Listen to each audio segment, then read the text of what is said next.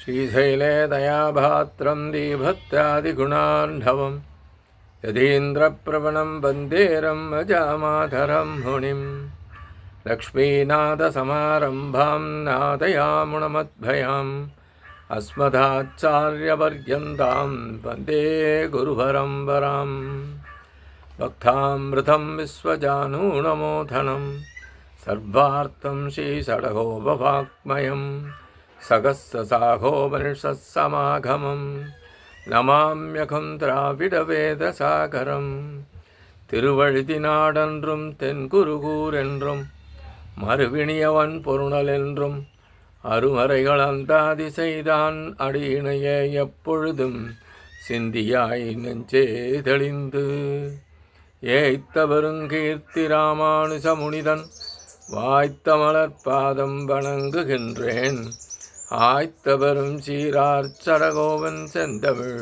வேதம் தரிக்கும் பேராத உள்ளம் பெற. எம்பெருமான் திருவுருளாலே ஆச்சாரியன் அனுக்கிரகத்தாலே கடந்த பல தினங்களாக நம்மாழ்வார் அருளிச் செய்த திருவாய்மொழியினை நாம் அனுபவித்து வருகிறோம். நேற்றைய பரியந்தம் நாம் அனுபவித்தது முதலாம் பத்து, ஆறாம் பதிகம், மூன்றாம் பாசுரம்.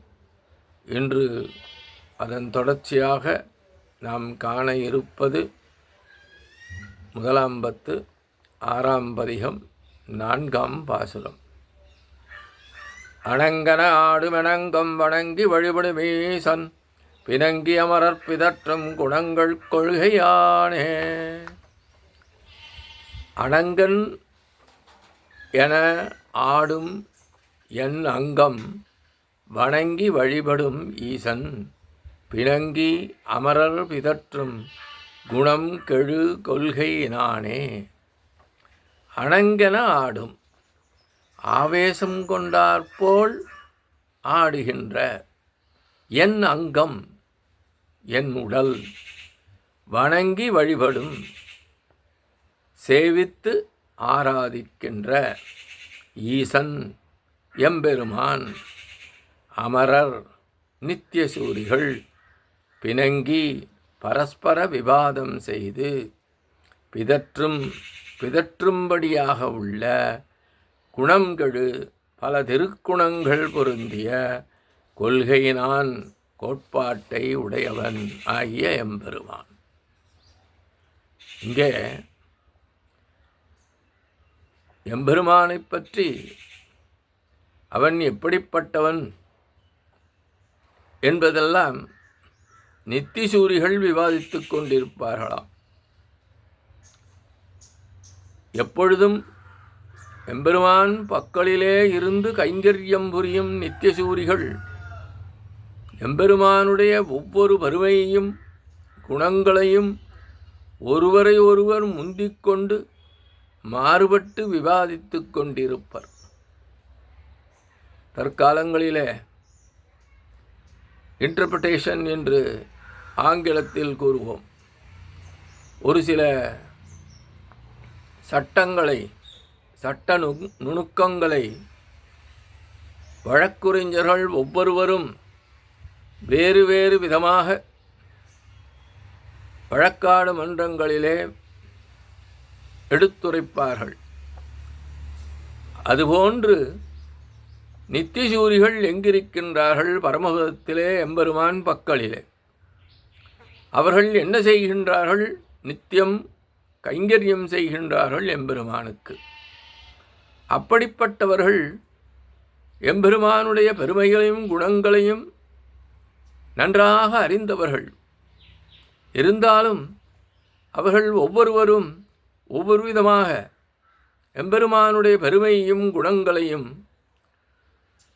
ஒவ்வொருவரும் முந்திக்கொண்டு மாறுபட்டு விவாதித்து கொண்டிருப்பர். தன்னுடைய மனம், சொல் மற்றும் உடல் ஆகிய மூன்றுக்கும் அவன் பக்கம் ஏற்பட்ட காதல் பெருக்கு என்பது குறித்து கடந்த பாசுரத்திலே ஆழ்வார் அருளிச் செய்தார். இங்கு அப்படிப்பட்ட காதல் பெருக்கானது ஒரு காலகட்டத்திலே தோன்றி வேறொரு காலத்திலே மறைந்துவிடும் என்றில்லாமல் நித்தியசூரிகள் போன்று எப்பொழுதும் நிலைத்திருப்பதை உரைக்கின்றார். எம்பெருமானை நான் வணங்கி வழிபடும் போது என் உடல் என் வசம் இல்லாது தெய்வமே வந்து என் உடம்பில் ஏறி ஆவேசங்கொண்டு ஆடுவது போல ஒரு நடுக்கம் ஏற்படும் என்று தன் முற்றிய பக்தியை ஆழ்வார் வெளியிடுகிறார். ஆழ்வாரின் உடல் ஆடுகின்ற ஆட்டம் தேவதந்திரங்களை பிரீதி செய்விக்கும் ஆட்டம் போன்றதன்று, ஆனந்தத்தினால் பரவசப்பட்டு வருவதே ஆகும். எம்பெருமானுடைய குணங்களிலே புகுந்து விட்டால் ஒவ்வொரு குணத்தினுடைய அதிசயமும் எல்லை காண ஒண்ணாதிருக்குமென்றோ. பரத்வத்திற்கு ஈடான குணங்களும் சௌலபியத்திற்கு ஈடான குணங்களுமாக வகுக்கப்பட்ட குணங்களிலே ஒருவர் ஒரு குணத்தை அனுபவித்து அதன் அருமை பெருமைகளை சொல்லிக் கொண்டாடிய மற்றொருவர் மற்றுமோர் குணத்தை கொண்டாடத் தொடங்குவர். எல்லையில்லாத குணங்கள் கொண்டவனன்றோ எம்பெருமான். அவனுக்கு எந்தவிதமான எல்லைகளும் கிடையாது. அப்படி எம்பெருமானுடைய குணங்களை ஒவ்வொரு நித்தியசூரிகளாக மாறி மாறி விவாதித்து கொண்டிருப்பார்கள் என்பதாக இப்பாசுர விளக்கம் அமைகின்றது. இத்தோடு இன்றைய காணலை நிறைவு செய்கின்றோம். எம்பெருமான் திருவடிகளே சரணம். எம்பார் திருவடிகளே சரணம். நம்மாழ்வார் திருவடிகளே சரணம்.